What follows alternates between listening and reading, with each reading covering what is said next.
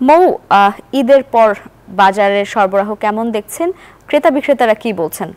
শুভ সকাল লাইবা। আমরা সকাল থেকে কারণ বাজারে রয়েছি এবং আপনি দেখতেই পাচ্ছেন আমার পেছনে আসলে বাজার পুরোপুরি গুছিয়ে উঠতে পারেনি, যেহেতু ঈদের পরবর্তীতে প্রথম শুক্রবার এবং ক্রেতা মুখর নয় অনেকটাই।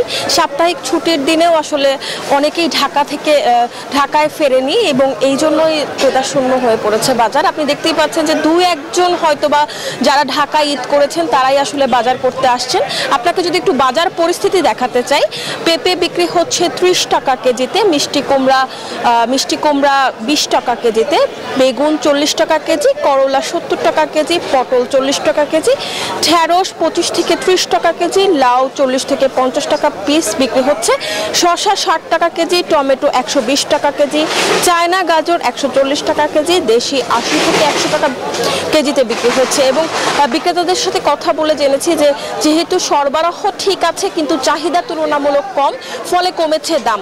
এবং যদি আপনাকে আরেকটু জানাতে চাই, তারা আশা করছেন যেহেতু আগামীকালই ঈদের ছুটি শেষ হবে, সেই জায়গা থেকে রবিবারে আসলে বাজার আরেকবার ক্রেতা মুখর হয়ে যাবে এবং সাপ্তাহিক ছুটির দিনগুলোতে যেমন ক্রেতা মুখর থাকে বাজার সেরকমটাই হয়ে উঠবে। এবং এইখান থেকে এই ছিল সর্বশেষ। আমাদের আরেক সহকর্মী আছেন মানিক রংপুরে, তার কাছে জানবো সেখানকার বাজার পরিস্থিতি। বাজারের কথা আমি রয়েছি রংপুর নগরীর সিটি বাজারে। আপনি জানেন যে আসলে এই অঞ্চলে হাত বদলেই সবজির দাম বাড়ে। আমি যদি গ্রামের চিত্র বলি, যে গ্রামে একটি পানি কুমড়া বিক্রি হয় অর্থাৎ 15 থেকে 20 টাকা, এখানে বিক্রি হচ্ছে 40 টাকা। পাশাপাশি গ্রামের চিত্র হচ্ছে এখান থেকে অর্থাৎ 500 গজ দূরে যদি আপনি হাত বদল চিত্র বলি, যে সিটি বাজার থেকে সিটি বাজার যেটি চিত্র, এই বাজারে এই শসা বিক্রি হচ্ছে 40 টাকা কেজি, কিন্তু বাহিরে কিন্তু এই শসা বিক্রি হচ্ছে 15 থেকে 20 টাকা এবং ক্ষেত্র বিশেষে 10 টাকা কেজি। এবং পাশাপাশি করলার দামও বাহিরের তুলনায় সিটি বাজারে অনেকটা বেশি, অর্থাৎ হাত বদলের কারণেই কিন্তু বেশি হচ্ছে। তবে ঈদের পরের এই প্রথম শুক্রবারে অর্থাৎ ক্রেতা কম থাকায় কিন্তু সবজির দামও অনেকটাই কমেছে। আপনি দেখতে পাচ্ছেন যে প্রচুর সবজির সরবরাহ রয়েছে। আপনি বেগুন রয়েছে, করলা রয়েছে, পটল থেকে শুরু করে ঢেঁড়স, চিচিঙ্গা, পেঁপে সব কিছুরই কিন্তু সরবরাহ প্রচুর রয়েছে, কিন্তু দাম কিন্তু আসলে সরবরাহ যেহেতু ক্রেতা কম, সুতরাং কিন্তু দামও কিন্তু অনেকটা কম। একটু একজন বিক্রেতার সাথে কথা বলতে চাই যে সবজির দাম বেড়েছে কিনা এবং দাম অর্থাৎ ক্রেতা কেমন দেখছেন আপনার? একটু ক্রেতা কম, ঈদের পরে ক্রেতা কম এবং মালের আমদানিও তেমন একটা আসতেছে না।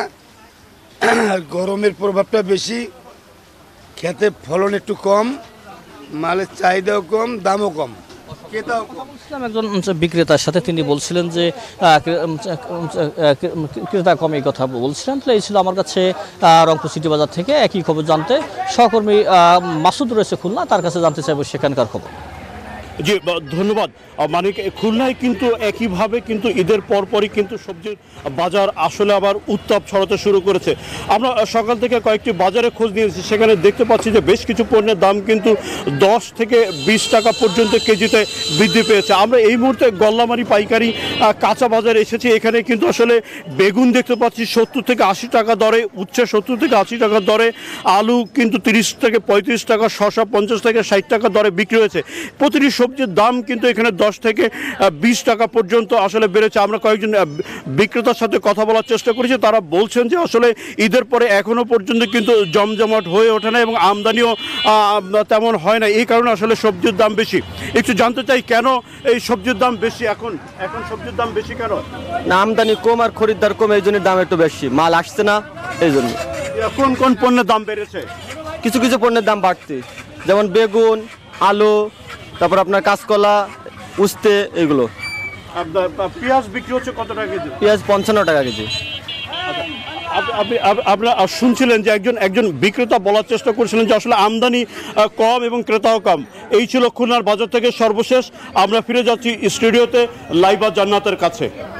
বান্ডেল থাকলে প্রতি সেনমানিতে টাকা বাঁচবে।